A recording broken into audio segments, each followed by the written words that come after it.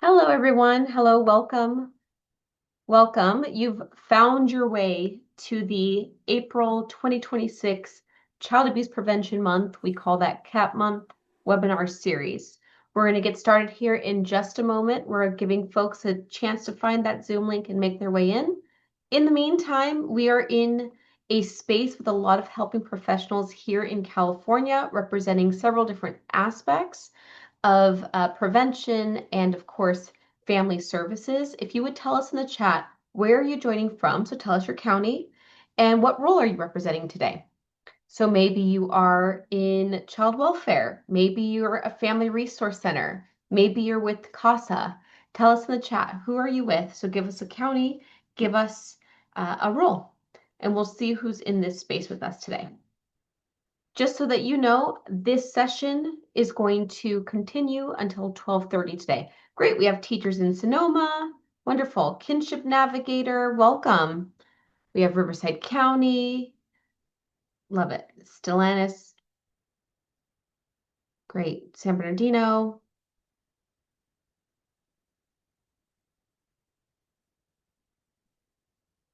Wonderful. I see folks all the way to the tippy top of the state. We here at CalTrin are representing in Southern California. Most of us are in the San Diego area. LA Riverside, welcome. Great. So for those of you that are just popping in, we have a full agenda today, so I will jump right in. And I'd like to welcome you to the third session in the 2026 CAP month, that would be Child Abuse Prevention Month webinar series. We are very thankful that you're here with us today. What you'll know, just to kind of give you a little bit of an overview, this is the third session, and I am curious, did you attend session 1 or 2? Tell me in the chat. I am so curious. 1 or 2, or maybe both. Great. Both. Wonderful. If anybody happened to miss one, I do want to let you know that that information is stored in the YouTube playlist so that you can rewatch what you might have missed. We will drop that information to the chat with you today. This webinar series was thoughtfully planned just for you by the Office of Child Abuse Prevention. We know them as OCAP, the Child Abuse Prevention Center, the California Training Institute, best known as CalTrin, that's who I'm representing today, and Safe and Sound. Every Wednesday throughout the month of April, we're inviting you to join us for a series of sessions, really to learn how to incorporate this year's theme into statewide prevention initiatives. And this year's theme is Strong Families, Safe Futures. When we care together, families thrive. And this topic today that you're seeing on the screen, today's third webinar, is Reimagining Mandated Reporting, Building Prevention-Focused Pathways for Families. So a little bit about what you can expect today. This session explores current efforts to reform mandated reporting and shift responses towards supportive, prevention-centered approaches here in California. Presenters will discuss how thoughtful policy and practices change and addressing change can reduce unnecessary system involvement while keeping children safe. You'll hear how communities can care together by connecting families to the right support at the right time. And many of you on this line will be a part of that. So on the next slide, I'd like to give you just some pre-flight checklist, what to expect. Just for those of you that like to take notes throughout the duration of a session, like we do, we have prepared something called an action sheet for you. This action sheet was designed to help you track key takeaways and next steps from each series. So that sheet will show you each of the series, the topics and the times. You'll be able to learn everything you need on that sheet and take notes. It's a fillable PDF, so you have the opportunity to download that and save that to your computer. We should also let you know that this presentation is being recorded. A copy of this presentation will be stored on a YouTube playlist, which we will share for you in the chat. You'll also see some note-taking slides available in the chat as well for those that want to follow along in note-taking capacity. Some other things to note. We do love some interactive features around here. Today is no exception. So the way that your presenters are going to really hear you and feel you in today's session, it might be your questions in the Q&A pod. So you'll see that there's a Q&A pod for your questions. Those will be addressed at the end. It might be a comment that you have in the chat. It might be a reaction that you have, which I saw already. And that's ways that you can interact with today's presenters, which we have a few of today.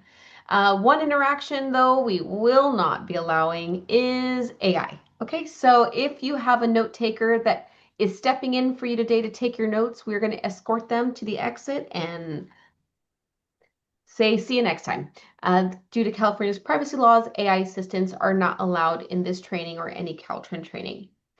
A couple other things, these are very short. At the end of this session, you will receive the opportunity to take a very brief survey, and at the end of that survey, you'll get a certificate of attendance. One thing that we like to do in this series is provide a follow-up email to your registration email to give you a little bit of a recap of the session, resources, recordings, and things of that nature.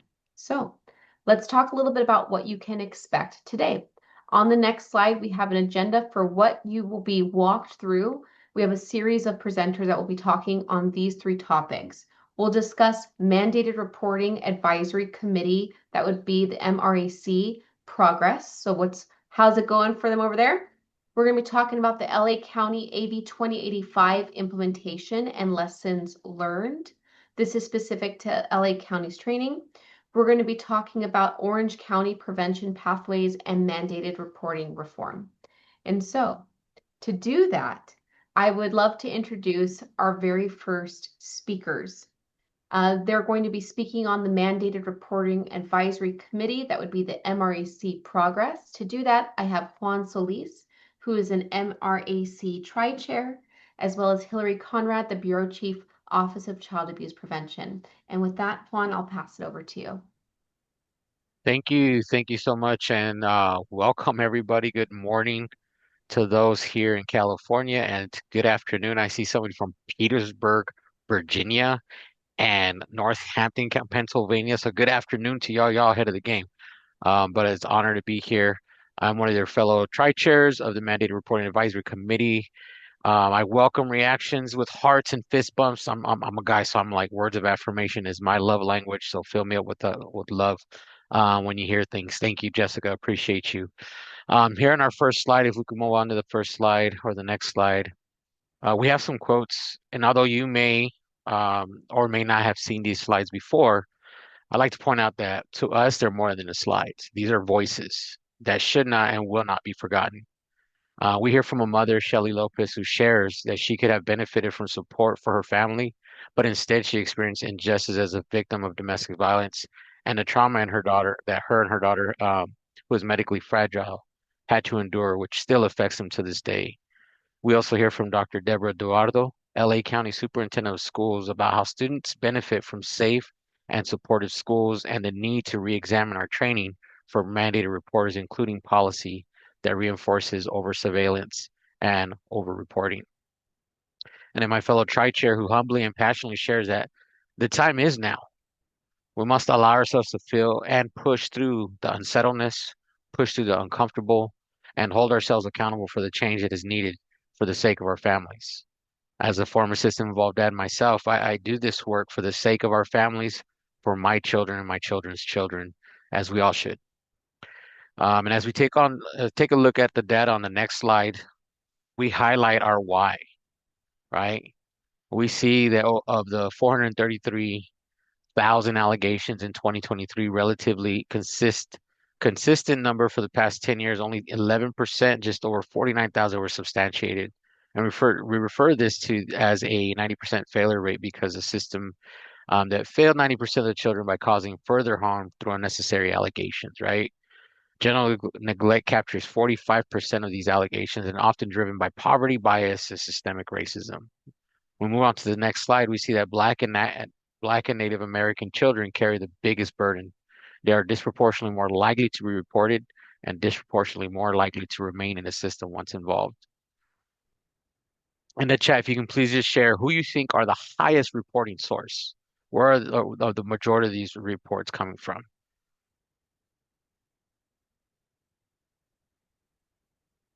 Yes, yes, we see you. If we go ahead and move on to the next slide, we often hear or we see that um, no shaming or blaming, right? We just know that a lot of these folks are the ones that are having more access and around more our children more so, and which is why we definitely want to make sure that we take a look at this and see how we can provide support for these different sectors and connecting our families to the resources that they need. If you move on to the next slide, we talk about the additional harm. We often hear, what is the downside of reporting if it helps the 11% who are substantiated? Well, the harm of stigma and trauma follows the family forever. It can lead to fear and isolation. Families retreat and hide to keep their children cut off from the support that they need. Connecting to community support and not reporting minimizes trauma and strengthens families to safely stay together. Reporting doesn't necessarily mean that it's safety, right? Moving on to the next slide, we see that we've been moving toward this moment for quite some time. Go ahead and move on to the next slide. Our Family First Service Prevention Services Act sparked more action, and California really took it further. Support is coming from the government, community organizations, and our families, our lived experts. Many milestones have been reached, including the new law on AB 2085, where economic disadvantage is not general neglect and passed in 2023. However, we still see and have many folks that share that are not even aware of such law has passed. And in July of 2025, MRAC has written in statute and codifies statewide training, which is in recommendation 9, and mandated reporting into info in county prevention plans, which is part of recommendation 12. And with all these milestones, we know that this is just the beginning, and we constantly keep in mind the benefit, is this the benefit for our families? A question we often lift up. And our next slide keeps us grounded. Our North Star keeps us grounded in the messiest of times, when we do get in those messy times. Is this family centered, right? The task force developed the North Star and it guided our work from the start. And the strategic priorities were the anchors of the recommendations, the big picture, how, that drove our thinking about the tactics of recommendations. The development of the recommendations was anchored by the strategic priorities, and implementation is organized by key levers of action: data, policy, training, community pathways, and shifting the narrative, which Ms. Hillary should be sharing about in a bit. And the next slide, we see some of the things that we like saying is you change systems with the people those systems serves and not for people, right? A diverse task force was created, and at every level was our goal and our ethos. 28% had lived experience with CPS, 88% worked in or had personal experience with child welfare, 94% had proximity to mandated reporting, and similar composition across all 5 subcommittees.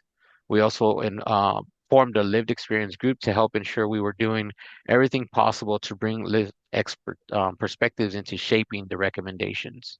And transparency equals alternative perspective statements. And I will pass this over now to Ms. Hillary. Thanks so much, Juan. Good morning, everyone. Happy to be here today. I am wearing the hat and sitting in the seat of being on the steering committee of the Mandated Reporting Advisory Committee. The task force that Juan spoke about it no longer exists. It's a former task force, even though the members are still dedicated to the charge of transforming mandated reporting to community supporting. In order to move forward with what the task force created, which was 14 recommendations, we created the Mandated Reporting Advisory Committee. Next slide, please.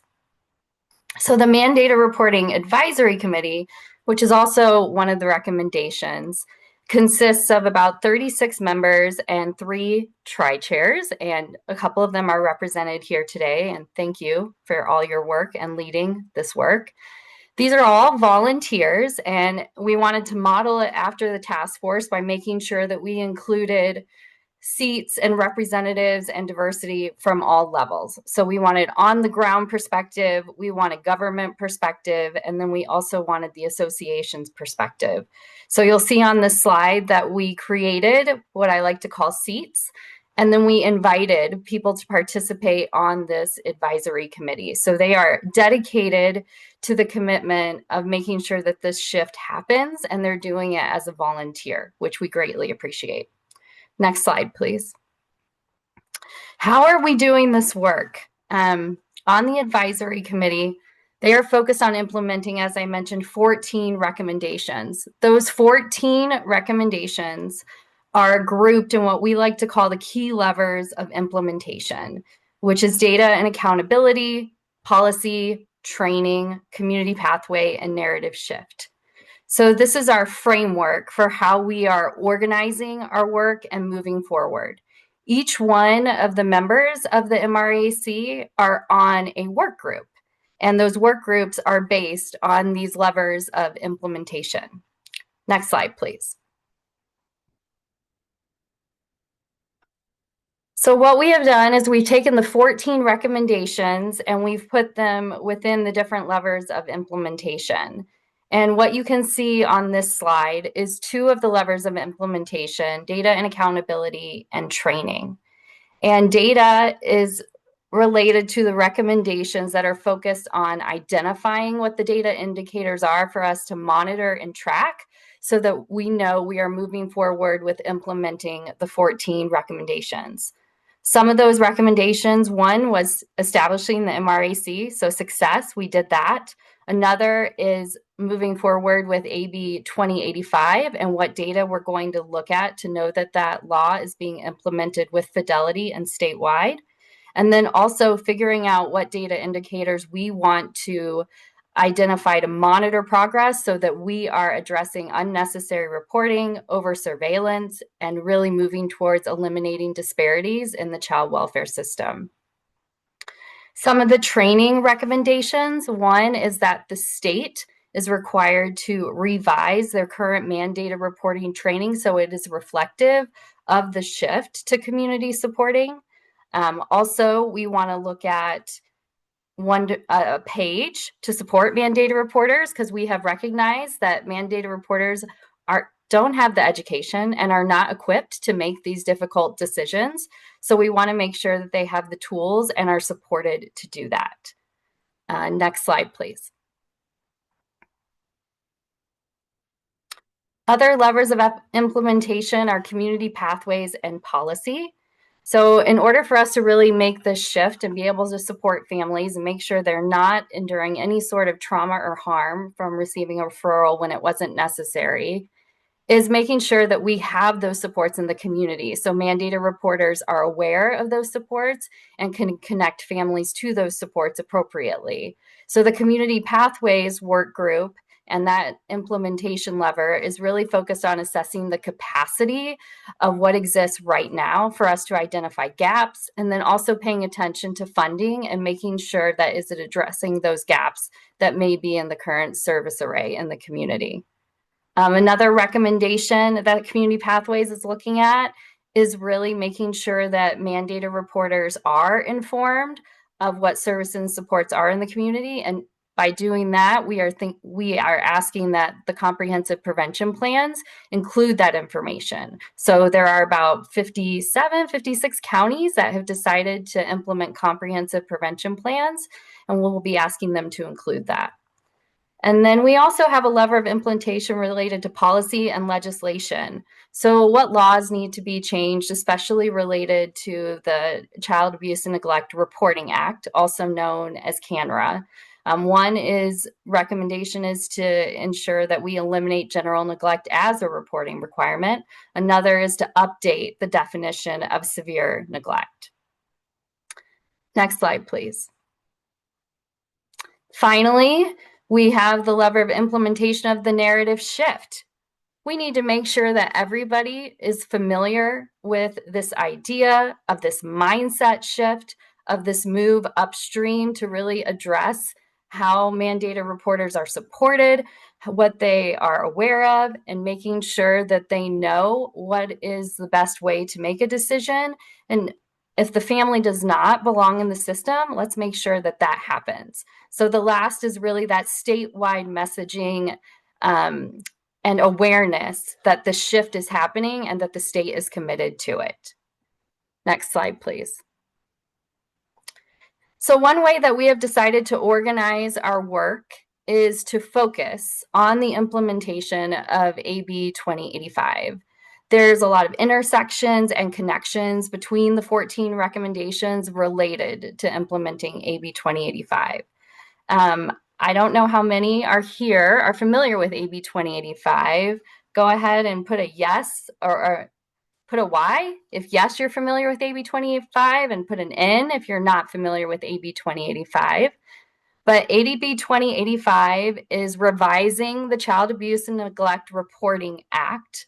And it basically says, do not report just based on poverty alone. That is not a reason for reporting. It is, if the family is struggling due to economic disadvantage, that is not a reason to report. This law passed in January of 2023. So we are really focused on making sure that there is training about AB 2085, that there's messaging about AB 2085, and that all mandated reporters are aware of how they can make decisions when it comes to looking at neglect versus poverty.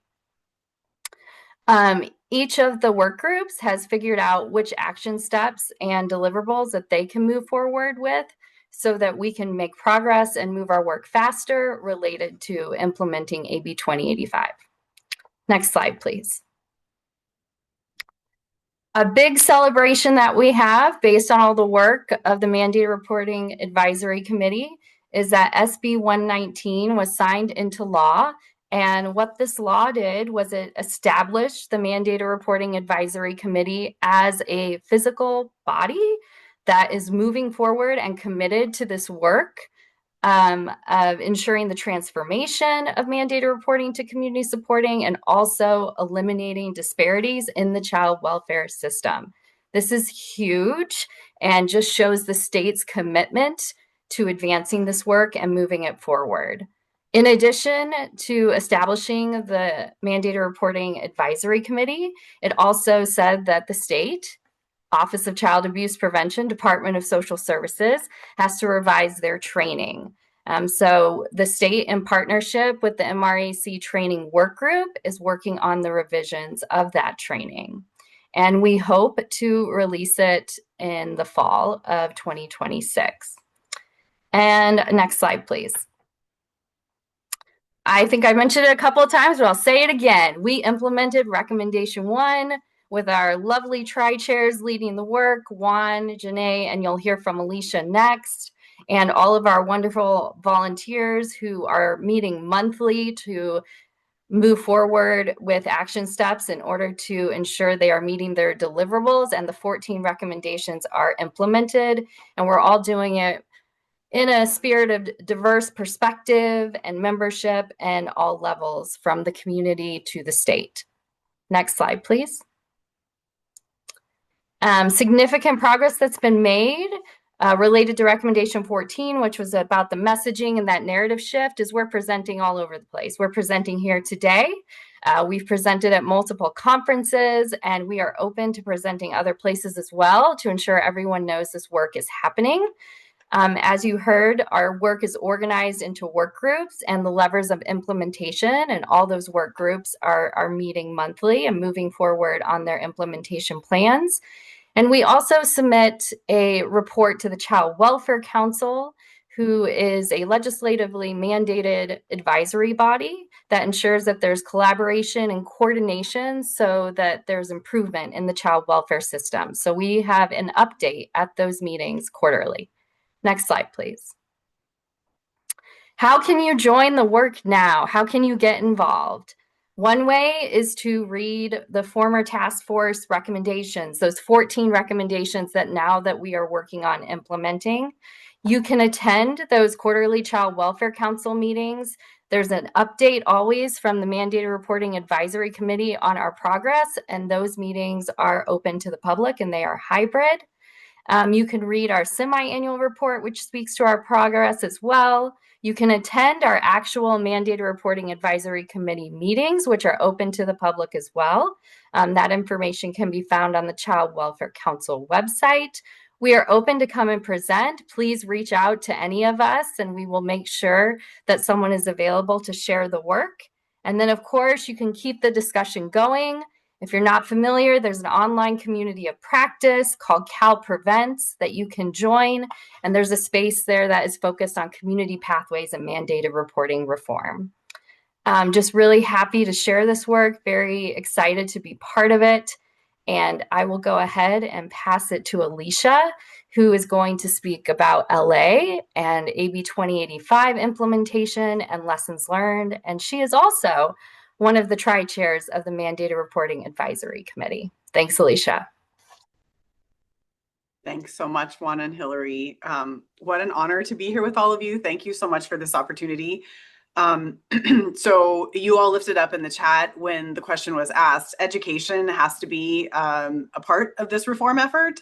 So grateful to be here representing the partnership that I'm fortunate for our county office to have with our county department that is leading some of this work here in LA County.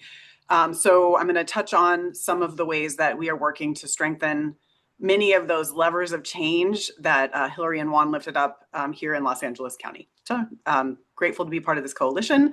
I like to start, I think as I've gotten older, I recognize just how important our stories are, how we find ourselves in the places that we end up.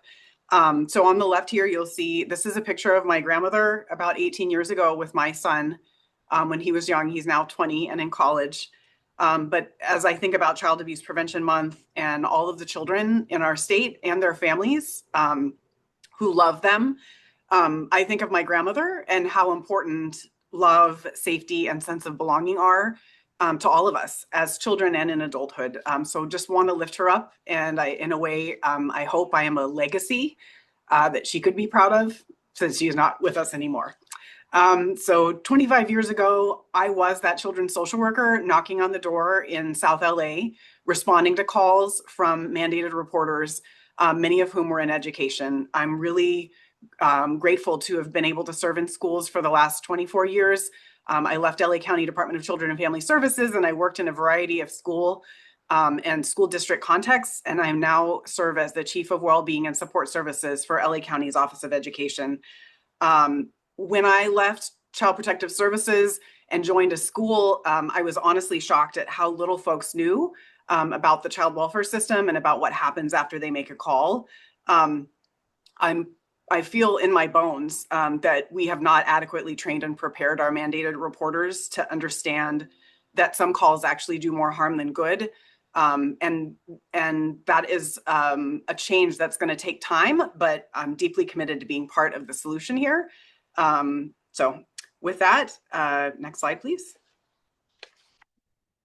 So here are a couple of my goals for our time together. I have about 20 minutes and I am timing myself so that I can honor the next presenters who are going to be joining to share about their work as well. My objectives here are to build a bit of awareness about what we're doing in LA County. And for those of you who said no in the chat, you're not familiar with AB 2085, just ensuring that you have kind of a basic understanding of that law and thinking about how we're implementing it here in LA County, building that foundational awareness, fostering engagement. So we have a number of tools and resources that have been developed in our coalition in the county. And those tools and resources, I think, could have utility for folks that are also doing the work, and also always excited to learn from other people in our state and actually across the country about how we are leaning into mandated reporting reform. I'm also excited to share some early learnings from the work that we have done in our county, especially in the education sector. And I hope to inspire action, right? Each of us to walk away with a commitment to doing something.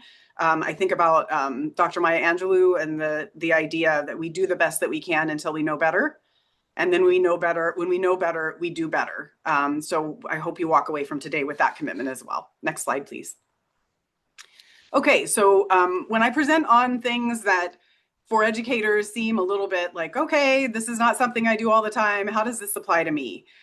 There are so many ways that in education we commit on a daily basis to authentically partnering with our families, to the education of children, to the well-being of children, to creating conditions for teaching and learning. And I see a lot of points of connection with mandated reporting reform. In LA County, we refer to that as the Mandated Supporting Initiative, and the Assembly Bill, right, that clarified that general neglect is not parents' economic disadvantage, that this is all aligned to equity work in education. And so there is a lot of synergy here. This is not a separate thing. This is integral to improving our systems for children and better serving children and their families. Next slide, please. So I know LA County is kind of a monolith. I'm aware of that. I was born in Central California in the San Joaquin Valley. So shout out to any of you who are here from, from the San Joaquin Valley. LA County is an incredibly diverse and magical place, I believe, serving 1.2 million school-age children. Our County Office of Education works with school districts, and I'll share next slide a little bit about that. School districts, charter organizations. We have 79 school districts, and in total 451 local educational agencies across our vast and beautiful county. I like to lift up because I know maybe we close our eyes, we picture Los Angeles, we picture giant buildings and an urban setting, and LA is absolutely urban, but it is also suburban and it is also rural.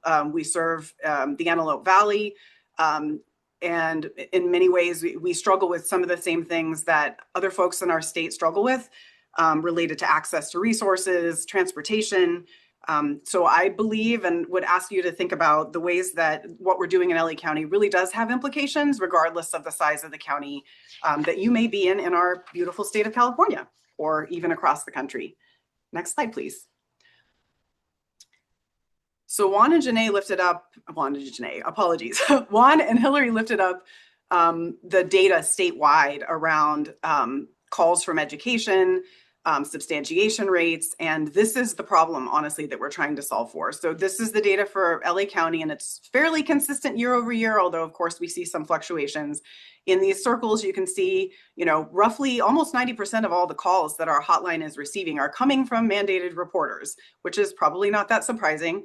The category that is most commonly called about ends up categorized under general neglect, right? This big black box of, honestly, sometimes very random things that draw families to the attention and scrutiny of child welfare, and sometimes in cases, as I said, where there's more harm than good. So just wanting to lift up these first set of bars represent the number and percentage of calls from the different sectors. So you can see education, right, and law enforcement make up half the calls, right? 25% of the calls from law enforcement, 24.1% of the calls from education. So almost 1 out of every 4 calls. And then these gray bars represent the substantiation rates. So following investigation by child welfare, what percent of these cases was there enough evidence that there was abuse or neglect that occurred? And what I often share with my colleagues in education is we are the least accurate reporting group in the county, and typically also in the state. So 6.5% of the cases being substantiated, which means 93% of the time or so, we're off the mark. So I think that is where there is a real opportunity for us to provide better training and support to help people determine what is appropriate to bring to the attention of child welfare compared to other possible solutions for a problem or a concern that we think we have. Next slide, please. I'm really grateful as well to have a real partner in our county, in our Department of Children and Family Services. We pulled together a summit of school and district leaders several years ago now, and our director, who's still a director, shared this quote, which I think is very powerful. "There is so much smoke, my people can't see the fire." These unnecessary and sometimes inappropriate calls are overwhelming our child welfare system when we really need to be attending to children where there is genuinely a safety concern. So it makes a huge difference to have the County Child Protective Services Agency as a critical partner in ensuring that we are protecting children and supporting families in the best ways that we can. Next slide, please. So again, this idea, over-reporting has consequences, but in trying to understand kind of what the different issues are in play, we've surveyed, the team at the county has looked at training curriculum, because of course there's no requirement for a set training. And what we found is, a percentage of educators are calling without even having concerns about child abuse or neglect. And that's maybe a little bit hard to understand or imagine. But we surveyed them. They indicated that they are calling sometimes when they may not be concerned about a child's safety or well-being necessarily. And why are they doing that? Oftentimes it's because of confusion due to poor or inadequate training. There's also, honestly, this thing that's been hammered into us through our training, that there's such a fear of reporting not reporting any and everything because of liability related concerns. And so we're actually calling about things that we know there isn't a safety issue without an understanding of the consequences to our relationships with families, to the trust that they need to have in us for us to do a good job. And honestly, sometimes because of bias, right? Calls that we might make in one community based on a specific circumstance, are we consistent in our application? And if not, how do we get better at that? That is one of the things that we're wrestling with. Also understanding that those mandated reporters themselves also experience some level of moral injury from making a call that they knew wasn't necessary, particularly when they know the consequence of that. I try to remind educators, if you have someone that you love and care about, imagining someone knocking on your door and saying, someone reported that, you may not be taking care of your precious child, or however that plays out. How one experiences that kind of intrusion when it is not necessary or appropriate and could even potentially destabilize a family even more. Next slide, please.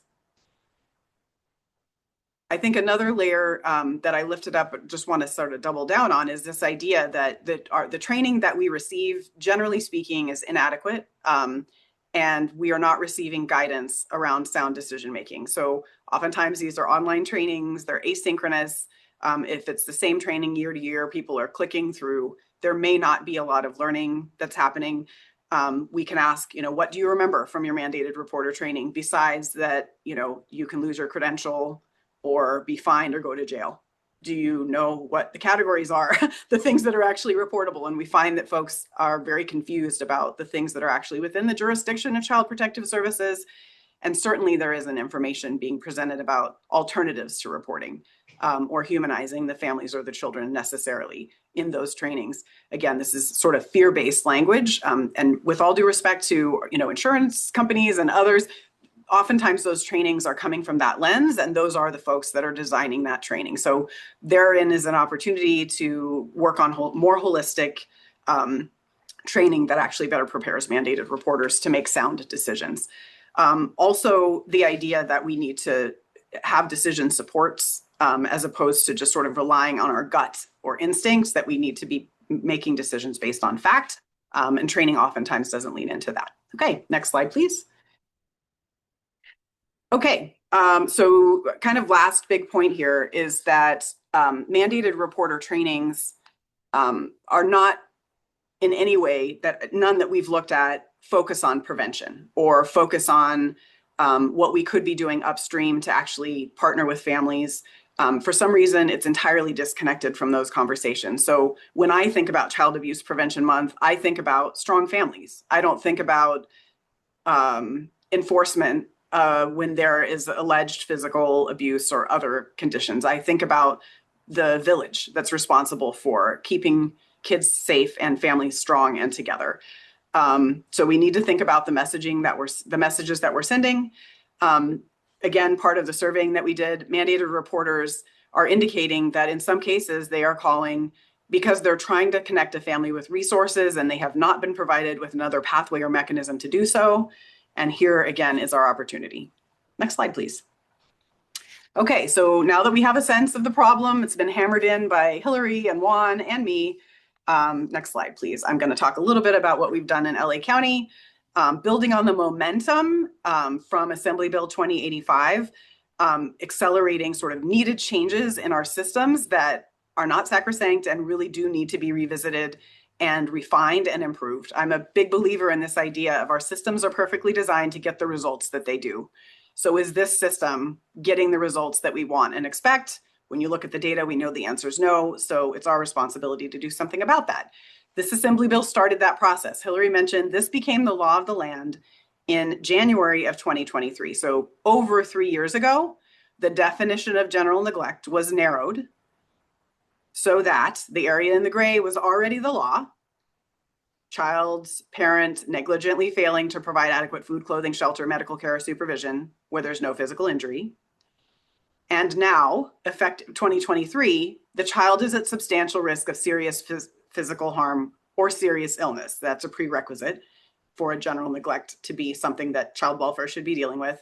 And let's clarify, parents' economic disadvantage is not general neglect. So I've been around a while. It was at least a decade ago when the law had to be clarified to indicate homelessness in and of itself was not a reason to report general neglect. This clarifies poverty is not synonymous with neglect, and we need to find other and better solutions to connecting families who are in those circumstances where there is not a substantial risk of serious physical harm or illness. Next slide, please. Okay, so we've touched on sort of what this law is attempting to correct for, eliminating overreporting that is based in bias, rectifying conflation of poverty with neglect, et cetera, and the decreased strain on the child welfare system so that we can actually focus on keeping kids safe who are potentially unsafe. It's also an opportunity for us to kind of revisit our messaging, our language, our training, and our supports to be better at strengthening that village with children and families. Next slide, please. So LA County's mandated supporting initiative, our County Office of Education is a partner in this work. This was brought about in May of 2023 through a County Board of Supervisors board motion. And there are 4 big aims here. Dr. Tamara Hunter still oversees that initiative, and she is really the brain trust in collaboration with others in bringing all of this work together.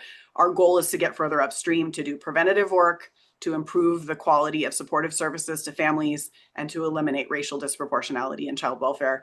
And there are kind of 4 different levers of change that the county's been working through. Narrative change, right? Like getting messages, enhancing messaging so that people think differently about mandated reporting and about supporting families. The law and policy pieces that need to be in place for long-term change. Training and support, which you'll hear a lot more about in a moment. And then again, fortifying and building out those pathways to prevention. Next slide, please. Okay, so you'll have access to all these links and information, but I just wanted to lift up some of the aligned efforts that our county office and other partners have put together. We use Child Abuse Prevention Month as a way to lift up the importance of community support pathways and how schools can serve as a critical hub to connecting families to needed resources. We hosted the Educator Summit, which I mentioned. We had almost 40 of our 80 school districts leadership attend, and we shared some of this data with them and charged them to help us in their own local context to begin to change the messaging and the training and the practices across our system.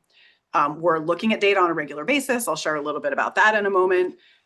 We have multiple pathways to county developed training that we've been in partnership around, again, building out and fortifying those community pathways and building out policies that take a more holistic view of child safety. Next slide, please. So we've created a lot of tools that are available to all of the local educational agencies, the charters, the school districts across our county with applicability, I think, in many cases statewide. So just want you all to know about the tools and information that we have curated and are testing in the field right now on a regular basis and advocating around. I won't get into them, but they're all accessible on the 2 websites that I will share with you before we close. Next slide, please. Thank you for all the hearts and, and claps. Really appreciate that. There's also a training that's been developed. It's an asynchronous training. You create an account through a portal with UCLA for free. Anybody can take this training and get a continuing education unit for doing it. There's a core implementation of 80/20/85 training that is a nice complement to a general mandated reporter training that most employees get in many agencies. And then we created an education-specific supplement to that to kind of dig a little deeper into the implications for the education sector of this law. Next slide, please. This is one of the tools that is a part of the training. It is low tech, as it says there. This is a piece of paper that provides kind of guidance on decision support, right? On a protocol for considering the facts that you have, what you know and what you don't know, and determining what the right response is and when child welfare should or should not potentially be involved. Each mandated reporter, of course, has to make their own decision based on their own reasonable suspicion, but we believe that this tool helps people clarify things that they might not otherwise have considered. Next slide, please. This is some data through December on the asynchronous training data from UCLA. There are two components here at the top. You can just see we had a live launch in November of 2023 where we had almost 800 people or 700 people in attendance. We've had 2,500 e-learning completions in all. And in addition, our County Office of Education assigned this training to all of our employees through our own learning management system. So in total, we've got a little over 4,000 folks trained. And in the education sector, which is the section below, specifically those that indicated they were in education, those are the numbers for that. What I want to lift up is in LA County, it's still less than 2% of our certificated and classified employee pool. So we're not at saturation, but we're making a lot of progress in specific areas and lots of good messaging out there. Next slide, please. And I know I have to wrap up, so you will be able to look at this, but what you'll find from the results is that we are getting great feedback from participants on how they're receiving this training and their belief that this is really helping them think differently. Next slide, please. There are lots of Alicia, you have about 5 minutes. You have about five more minutes you can use. Okay, I was at 20, so that's amazing. You got until 11:50, so you're good. Phew, okay, even better. So we've also started through the free text messages, key themes that we've heard from folks' feedback on these asynchronous training modules. And I'm just going to read the bottom one on the right because I think this really stands out to me. And again, this is education sector specific. I agree strongly with the observation that we need consistent statewide mandated reporter professional development. Rather than being a standalone, this training should be incorporated in the regular mandated reporter training. So part of our work, I believe, part of our challenge is to ensure that every person who receives mandated reporter training gets sufficient training on what is actually identifiable as abuse or neglect and what situations should be addressed in other ways. So this is a step, I believe, in that direction, and we're grateful to be part of the early learning and again, educating folks, raising awareness, and having folks think differently about what their options are in supporting families and addressing potential concerns. Okay, next slide, please. So we've also done a series of live trainings. If a district or a charter or other folks are interested in live training, we will go out and provide the training content from the asynchronous training in a live version. We recognize the benefits of live training. We have districts that have decided to do asynchronous training for employees, and then they bring us in to do follow-up, right? Because we know learning, oftentimes one training is not going to solve for messages that folks have received for quite a long time. But what is promising is, for example, pre-training, 42.6% of participants thought it was okay to ask clarifying questions about a concern, and post-training that number went up to 89.5%. So part of people's fear is even asking clarifying questions. So part of what the training does is unpack that idea that, can you ask a question to clarify what's going on? Yes, you can. And in fact, you should. That's a responsible thing to do if you're not clear, as opposed to saying, okay. So the understanding the threshold for reasonable suspicion and the ability to ask clarifying questions is an important component.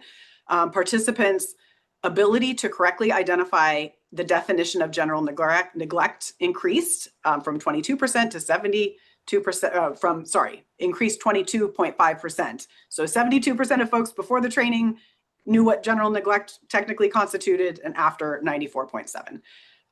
Also, people's self-reported ability to tell the difference increased as a result of this training. So I think we are seeing early positive signs that this is helping people be more critical and check themselves in making more accurate and equitable decisions about what should be reported and what should be addressed a different way. Okay, next slide, please. So the community support pathway is another piece that we really have to tackle. Again, most mandated reporter training is not speaking at all to providing support or resources to families, at least not in the education context.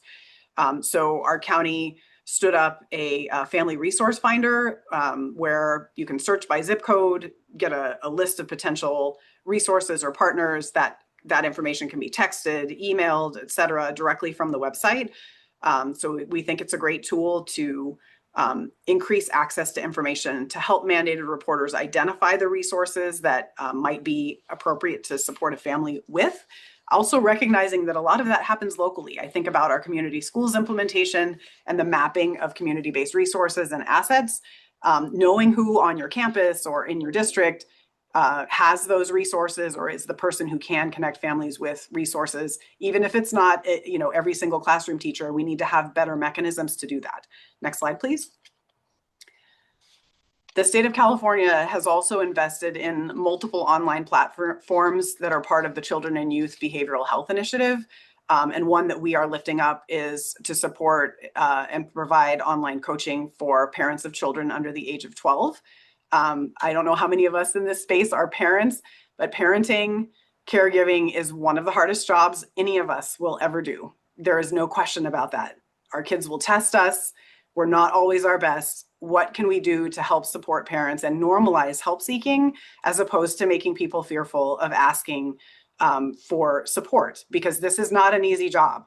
And, again, we need a village. Where is that village that our parents need when they're wrestling with their kids? And some, again, our kids know how to test us. That is part of their job. So what can we do to better support parents and caregivers and honor the critical role and work that they're doing in raising their kids with us, hopefully as trusted partners? Okay, next slide, please.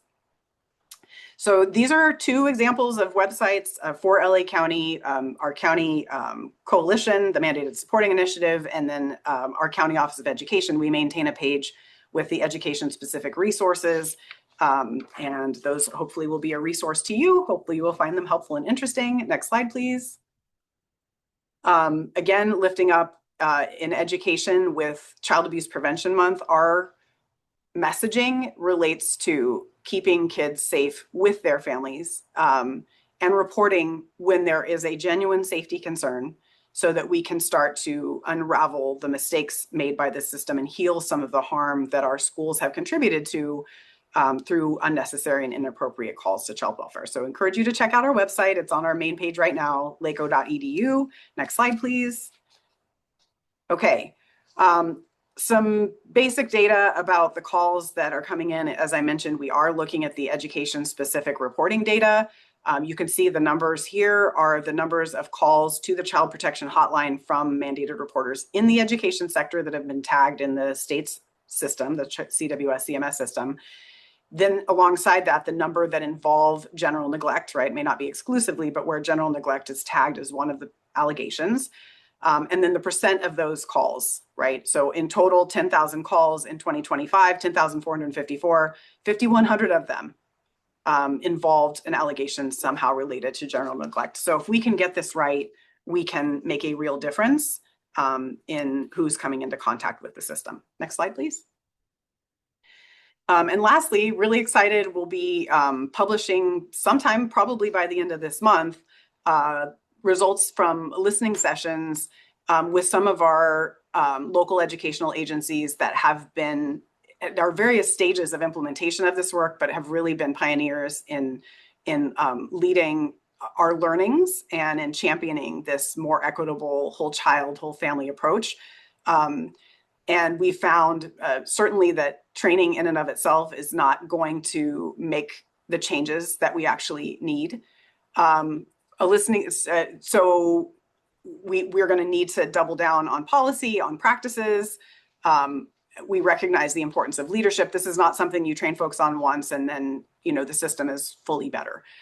This is going to take work to sustain the changes and to shift these systems to systems that are able to be more supportive, period. And we have to follow all that up with data to make sure we're actually moving the needle. Okay, next slide, please. And I think this is my last slide. So again, as we think about what's next, our county's approach has a lot of similarity to the work that we're doing at the state level, and I'm really honored to be part of that work as well. We really have to think about mindset. We need to ensure that there's adequate training and support for folks, decision supports, the ability to consult where appropriate. We have to have accessible pathways to prevention and real support. And we also have to continue to look at our laws and policies and how those are contributing, in some cases, to things that we don't intend. And we all, regardless of our positionality, have the ability to impact change, right? Whether we're systems leaders at an organizational level, and also just as individuals becoming educated. And the grassroots work oftentimes is some of the most powerful work that happens in systems change. So thank you for, considering being part of this movement with us. And with that, I think my contact information is there, and I'll stay on should there be questions. I hope I did okay on timing. Thank you for your time and attention, and really grateful to be part of this important work. Thank you.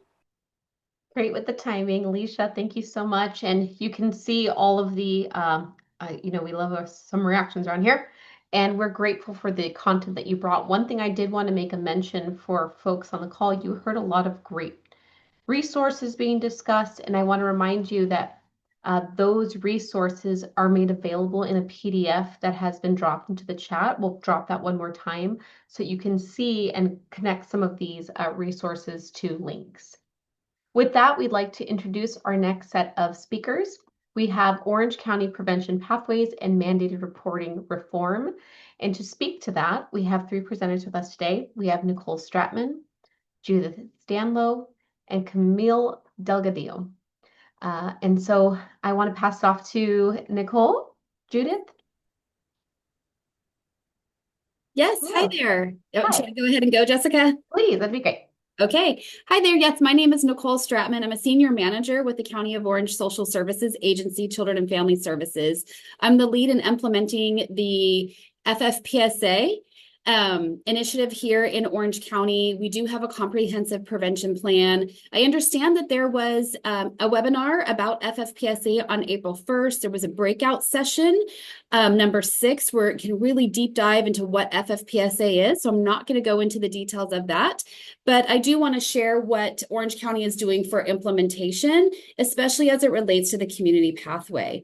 So for Orange County, or for FFPSA, there are really 2 main pathways, with the Title IV-E agency child welfare having the option to be able to provide prevention services with formal open cases, or to be able to provide case management with families where we don't have a formal open case. We can receive those referrals to provide that type of service, either directly from the child abuse hotline, where the allegations or the concern that the reporting party has doesn't meet statutory guidelines for a child abuse investigation. So we can go ahead and take that and work with the family under a program that we have in Orange County called Multidisciplinary Consultation Team. It's an ability for us to be able to provide case management, along with being able to engage a family with wraparound services. But we also have social workers, child welfare social workers, that are embedded in our schools. One particular school district here in Orange County, Santa Ana Unified, it's one of our larger school districts. We are partnering with 10 of the elementary schools that have community schools, and we have child welfare social workers in there. So we can provide prevention services to those families without even a call to the child abuse hotline. And that's one of the ways we're implementing FFPSA.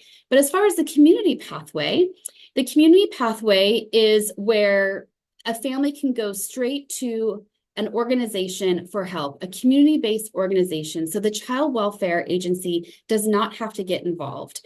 And I feel that this fits really perfectly with mandated reporting to community supporting. Just as Alicia was saying, and wonderful resources that LA County has, you can tell a mandated reporter, these are the new laws. You don't need to call this in. But they want to help the family. Nobody wants to leave a family without the help that they need. And so we need to give them a place to go so that they know this family can be supported and helped along the way.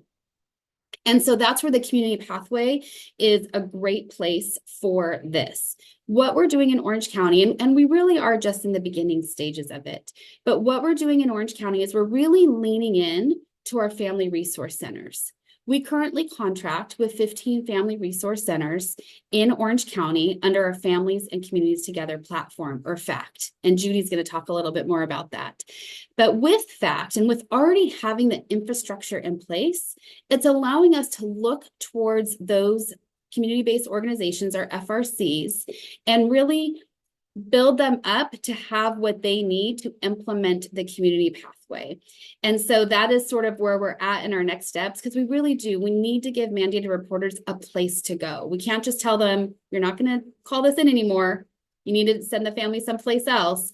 And we need to let them know where that someplace else is. From places that are identified as specific community pathways to all community-based organizations within a community, really arming our mandated reporters with tools to help families where they don't have to do the work. All right, our teachers are busy teaching. Our nurses are busy doing what they're doing in the medical field. And so we need to be able to provide them a place to go for them to send the family to provide the help. And so is our COC Family Resource Center, Regional Center of Orange County Family Resource Center, a part of this. Right now, we don't have the community pathway in effect. So we are in the beginning stages of connecting with our community-based organizations. First, we're looking into our 15 family resource centers that we currently contract with, but we may be able to expand out beyond that. And also in Orange County, we are using motivational interviewing as our evidence-based practice. With that, I will send it over to Judy. Hi, everybody. I'm Judy Stanlow. I am a program administrative consultant with the Families and Communities Together program. I'm going to touch on a couple of the programs that Nicole mentioned. So I'm excited to share with you today about the Healthy Tomorrows program and the Neighbor to Neighbor program. So we'll start with Healthy Tomorrows. Healthy Tomorrows is one of 4 prevention-based components of the Families First unit, which is made up of 6 senior social workers and a supervisor. The main objective of this unit is to provide supports and services to address family issues that, if left untreated, could result in future contact with the child welfare system. So basically to keep families out of the system. Besides the Healthy Tomorrows component, this unit also provides services to families identified through the School Attendance Review Board, so SARB meetings, truancy court, and our MDCT program, which Nicole mentioned, which is the multidisciplinary consultation team, which really supports families dealing with complex mental health and behavioral issues. Next slide. Healthy Tomorrows is a really unique collaboration between the Social Services Agency and our Santa Ana Unified School District, providing supports in 10 community elementary schools. So our senior social workers from the Families First unit are co-located at these schools, which makes them really accessible to both the staff and families alike. The goals of the program include early intervention and service delivery to children at risk of school failure due to health and social issues, providing school-linked child abuse prevention services to families, and really empowering parents and caregivers through psychoeducation and resource linkages. A key component of Healthy Tomorrows is psychoeducation. So that is provided both to children and caregivers. And some examples for children, it's really aimed at helping them to regulate their emotions. Because their emotions might be affecting their functioning both at school and overall. For parents, our education might be focused on addressing safety concerns or even learning how to respond to their children's feelings and behaviors. So one example of this type of education, because I'm all about stories as well, and I like to share stories whenever possible. But one example of this was one of our social workers observed that at times when during drop-off and pickup from school, kids were not being properly restrained in car seats. Now, their job is not to really investigate any type of concerns, but instead to really provide education to the families and to the parents. So to address the safety concern, they passed out flyers about car seat safety, provided education to parents, along with resources such as California Highway Patrol for proper car seat installation. So they really looked at it globally and offered supports to parents in a way that was not placing blame on anyone. Next slide, please. So families are referred to our Healthy Tomorrows program by school staff, which includes our counselors, administrators, and our FACE liaisons through our Orange County Department of Education. It could be that maybe a child demonstrates emotional or social concerns that affect their academic performance. or they may have a high truancy rate, and this is it flags them for their teachers or staff to refer them. Perhaps a child or a parent has reported family dynamics that are affecting the child's well-being, or a parent or caregiver has directly requested assistance. Although this program is specifically in our elementary schools, if a parent identifies concerns with another child in the family, let's say a middle schooler or a high schooler, the Healthy Tomorrows team can support them as well. Next slide. So in addition to psychoeducation, which we touched on already, Healthy Tomorrows also refers families to community providers for services and supports as needed. Additionally, families can receive case management services from a social worker in the family's first unit. This is a voluntary process, and it involves the worker completing a family wellness plan along with the family and visiting them in person once a month, whether in the home or somewhere of their choosing, to really continuously assess their needs. Case management services are ideally in place for 3 to 6 months. However, families can receive these services longer if needed. So a recent example of this was a grandfather who's in his 70s, and he's currently raising his grandchildren after the unexpected death of the children's father, who happens to be his son. So we can imagine the difficulties in the family already, dealing with grief, and then dealing with all these new grandpa coming in as a caregiver and a parent, all those new dynamics. So the family had many, many needs, but including finding themselves on the verge of homelessness. The social worker has provided case management services to this family for over a year, providing guidance and assistance to the grandfather as he's now parenting the children and providing one-on-one supports and psychoeducation to the children. The social worker is able to connect the grandfather with necessary resources, including a local church, a homeless community service provider, housing resources, and legal aid. And additionally, this worker was able to locate affordable housing for the family, which we know is a huge deal in California. The social worker's holistic support of this family over the past year has been instrumental in preventing this family from becoming involved in the child welfare system. On that note, I want to now continue with our next program, which is Neighbor to Neighbor. Next slide, please. Next slide. So our Neighbor to Neighbor program is under the umbrella of the Families and Communities Together program, FACT. FACT is a public-private partnership between the Social Services Agency and numerous community-based organizations to provide essential family support services at 15 family resource centers. These centers are located in Orange County's highest risk communities. Neighbor to Neighbor services are currently offered at 5 specific family resource centers as a newly contracted service, which went into effect in July of 2025. So new to us at the FACT platform. Each of the 5 centers has 2 staff members dedicated solely to providing neighbor to neighbor services, a community engagement coordinator, and a family support advocate. Next slide.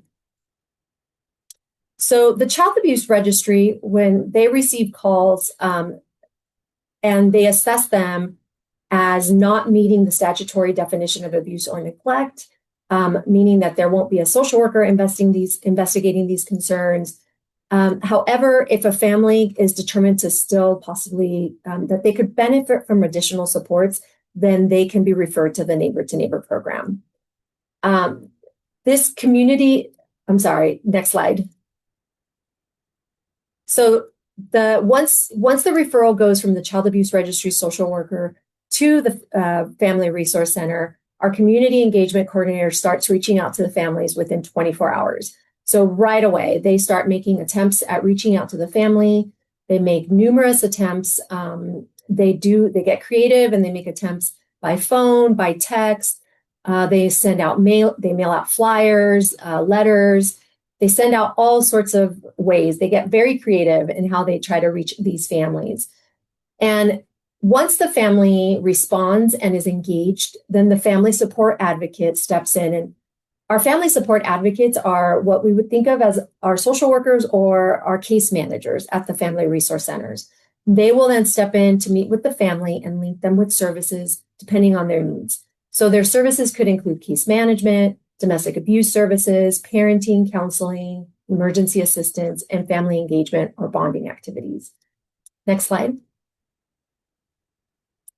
Since launching this program at the Family Resource Centers in July, it has become apparent that engagement is key. The Community Engagement Coordinator looks for very strategic ways to connect families and offer incentives that are based on their unique needs.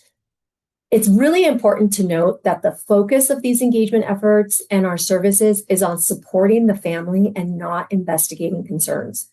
So our staff is not there to look into what was reported in the referral that they received. Instead, they are looking at the referral as showing them what the concerns are regarding a family, and then they are being strategic in offering services that would address those concerns. And would support the family moving forward. Once a family is engaged and connected with the family support advocate, they receive case management services and linkages to community resources and supports as needed. Next slide, please. So as with any new program, we have had some bumps in the road. One of the major ones has been that families are distrustful or suspicious of receiving unknown calls or text messages. I don't know about you, but I don't answer calls that I don't know who they're from. And so we have encountered that as well with our families. Because our referral source is confidential, so we cannot tell a family that a call came into the child abuse hotline and that they were referred for follow-up. So because it is confidential, the FRC staff cannot share how they obtain the family's contact information, which does cause a lot of distrust and suspicion at the beginning.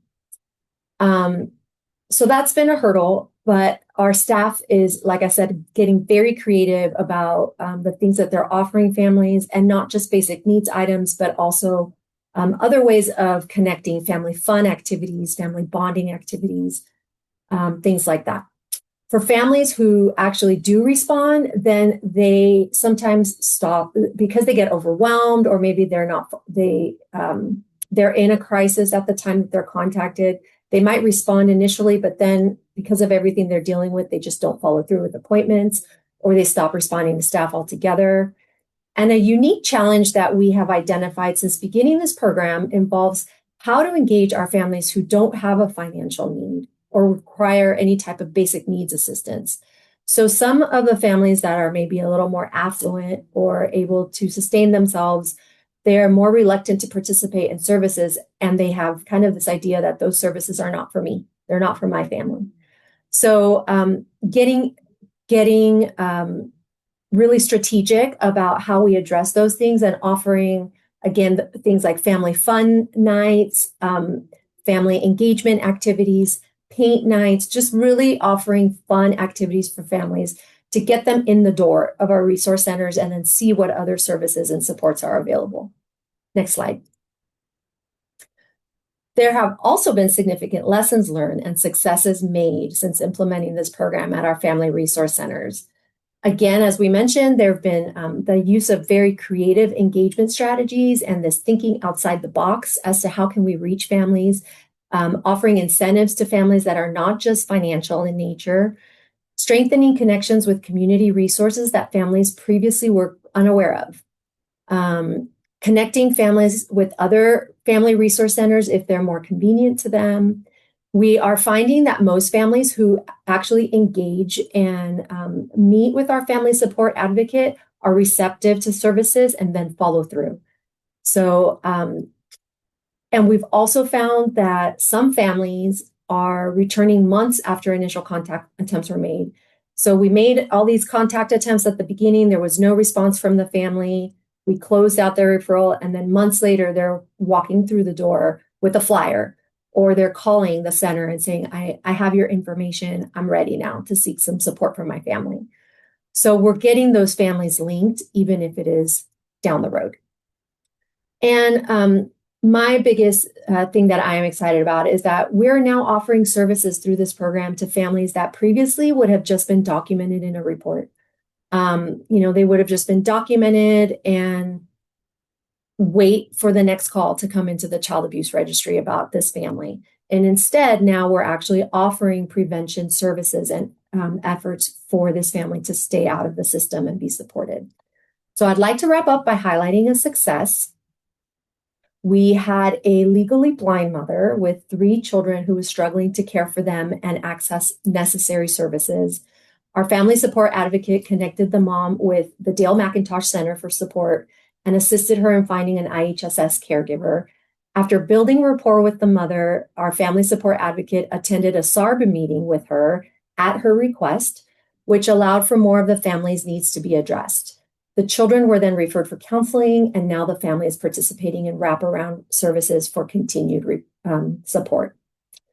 In another instance, we had a family of 10, which included 7 children who were referred due to concerns of neglect. Mom was in treatment for anxiety, but she was just overwhelmed, both emotionally and financially. Once connected with our family support advocate, the mother was receptive to participating in therapy. The family received basic needs support such as diapers, hygiene items, pantry food items, gift cards to assist with transportation, and even partial rental assistance. The mother reported to staff that she had been seeking help for her family and knocking on doors, but had been unsuccessful until she was contacted by the Neighbor to Neighbor program. So she had searched for help, and then help came to her. And that's what is exciting and what is so motivating for us to keep going and keep expanding this program. So thank you for your time. I am going to pass it on to Camille Delgadillo. She's a Human Services Manager to discuss our mandated reporting to community supporting in Orange County. Hi everyone, my name is Camille Delgadillo. I'm a Human Services Manager in the County of Orange for Children and Family Services. I currently manage the Child Abuse and Adult Protective Services Hotline. So I have some pretty extensive history working on these projects. I started working on FFPSA in 2022, and I was actually part of the mandated reporter to community supporting task force that Hillary and Juan referred to earlier, and I helped provide some feedback in a focus group pertaining to the new curriculum, the mandated reporting to community supporting training that's being developed that was mentioned. And so I'm really excited to be here today because I feel like we're finally seeing this come to fruition.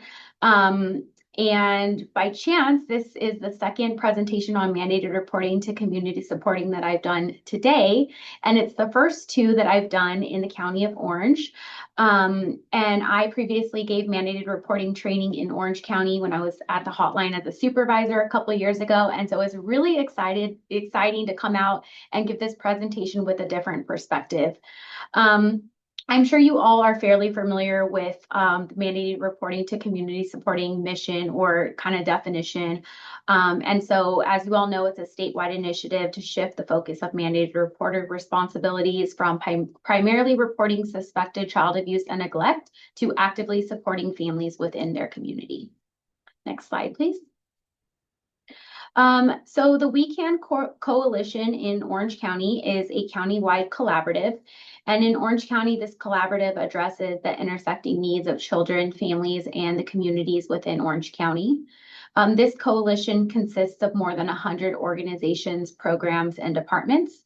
And we work together to serve target populations in a comprehensive manner that focuses on prevention, diagnosis, and treatment. So under We Can, we currently have 4 task forces: family support, training and education, our SCAN team, and then our prevention task force. So this initiative in Orange County is a newly formed collaborative, and it will take place of the existing prevention task force under the We Can Coalition. So essentially, our existing prevention task force will now evolve into the mandated reporting to community supporting task force. So unlike everyone else here today, I don't have a whole lot to share with you because our efforts are just starting. We presented the idea of this initiative to our task force last November of 2025, and we've just started discussions around our new task force. We've developed our mission as being a collaborative effort to strengthen our community's response and support system. Again, the MRCS task force is at the early stages of its evolution in Orange County. We've started some planning sessions and we've started to discuss leadership within the task force. We've created a list of potential voices at the tables. We've started to define our shared mission and vision. And we've sent out an invite to these potential voices, and we will have a kickoff meeting in May 13th of this year. All right, so far we have a planning team. We have a couple of co-leads, and we've sent out, like I said, some invites to some people throughout the community that we feel should be at the table.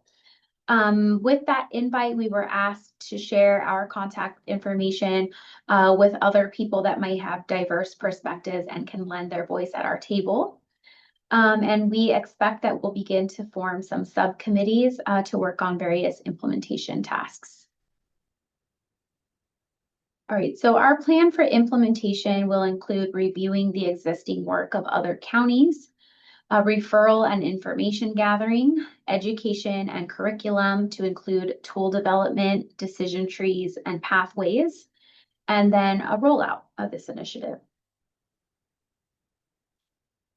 If you've attended any mandated reporting to community supporting trainings before, you probably know that there are some anticipated concerns that we all share. These are some here: under reporting, community buy-in, adequate resources, and then liability concerns. I'd like to say we have some grand solutions for these anticipated concerns, but really what we intend to do as a task force is break them down and attempt to implement some solutions to them by way of continuing education. And as Nicole mentioned, through the continuous build out of our community pathway. That's all I have. Thank you.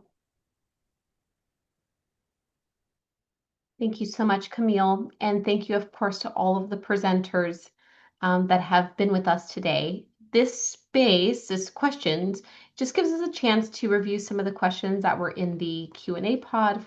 And if you haven't had a chance to ask yet, I think it'd be important to slide them in there.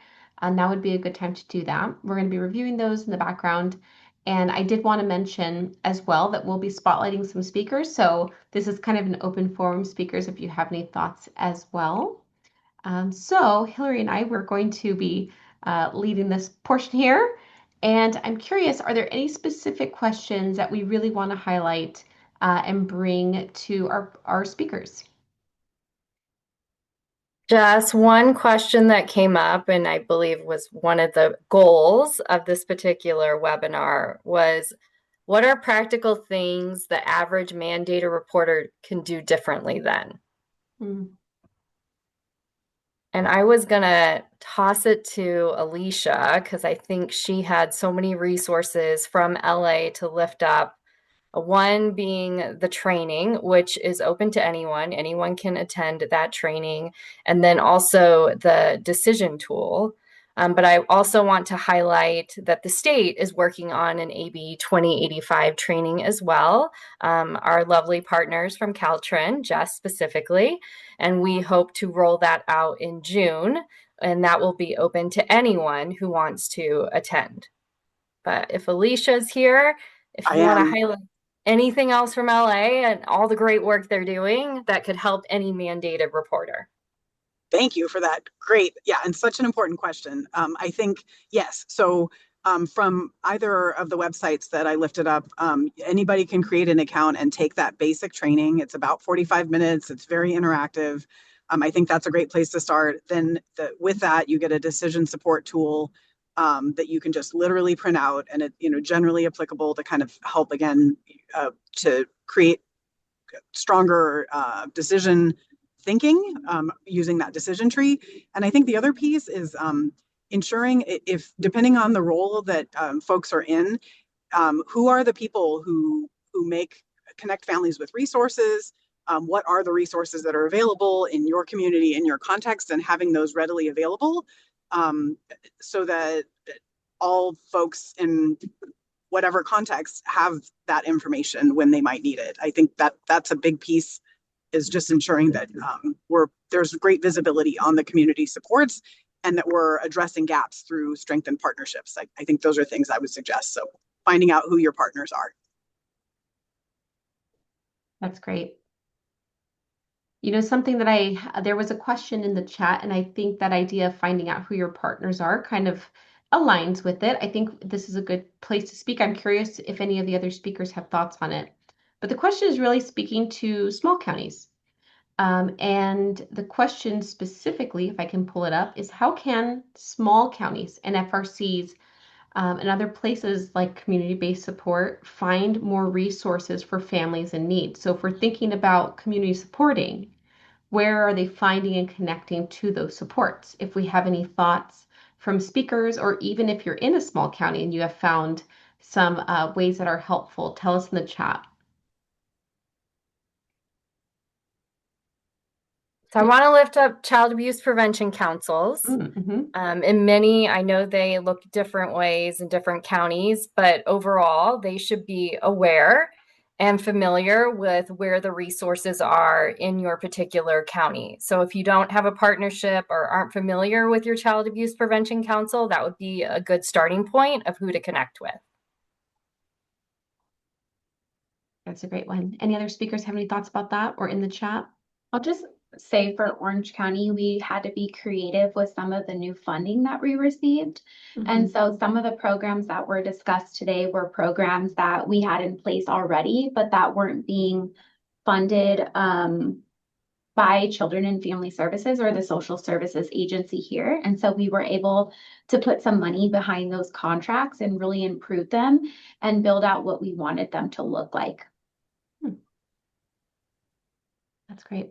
I feel like in some other type of, when I think about support, it also reminds me of concrete sports, right? A protective factor.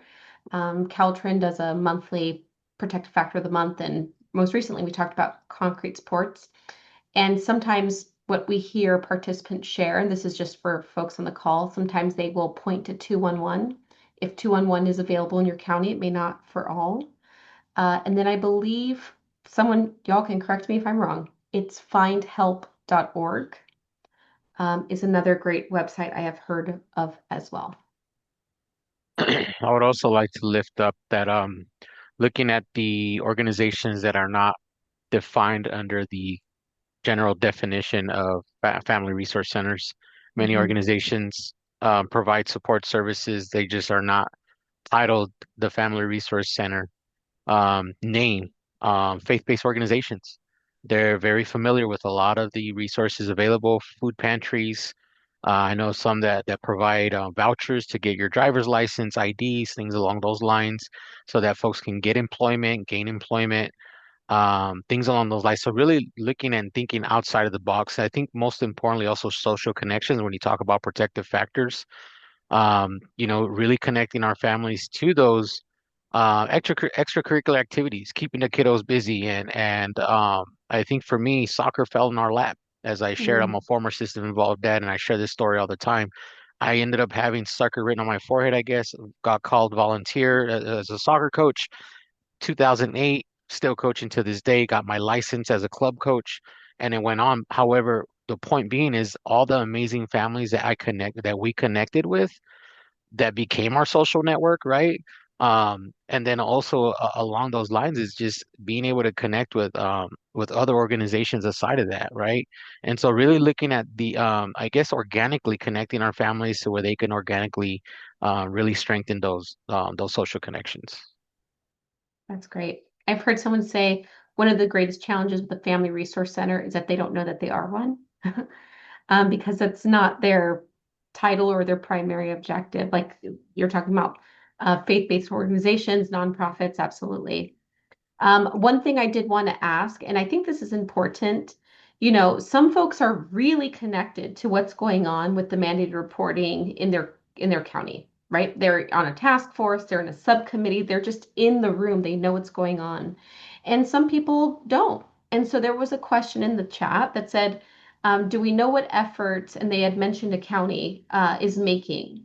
And if they're not directly connected, I'm just curious if we have any good advice. Where would somebody go to figure out what is going on in my county with mandated reporting? Is there a resource, a place that you'd recommend or a contact that would be helpful for people that want to know what is happening within the county that they support?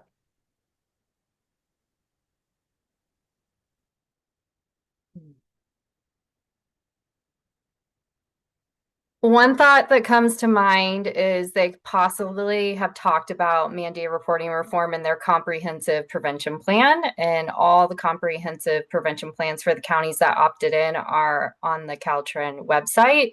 So that's a place to start to get a feel for what direction your county is moving related to family first prevention services. And that could include development of community pathways and other resources and supports, and then also the mandated reporting reform direction.